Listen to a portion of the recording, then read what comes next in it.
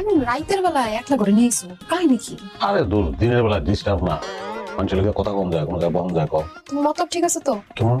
না আমার কিন্তু শ্বশুরি আছে, শরীরে কাজ কম যাইতো না। আমি জীবনও তোমার টাচ করবো না কোনোদিন না, তুমি আনটাচ থাকবা। খালি একটু সবর কর, একটু পরে বুঝবি তুই। চান্দু নিজের খুব শিয়ান মনে করো না? তুমি চলো ডালে ডালে, আমি চলি পাতায় পাতায়। হ্যাঁ লেখা আছে। হ্যাঁ ও তো ডর করতেছে। এটাইলো দেখতেছি।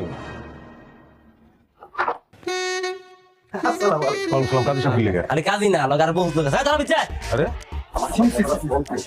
দুইজনে মিলে এরকম অসামাজিক কাজ করতেছেন? ওই বেটা কি কাজ? এখানে কি অসামাজিক কাজ কেন? বেটা সব সামাজিক কাজ হইতেছিল। আমার কি বলদ মনে হয় বক্কর চক্কর বুঝে আমরা বুঝে যাবো হ্যাঁ দুইটা পোলা মাইয়া ঘর দরজা বন্ধ করে প্রচুর বাছর করতে না এটা কি সামাজিক কাজ চালাইতেছে ভিতরে আয়।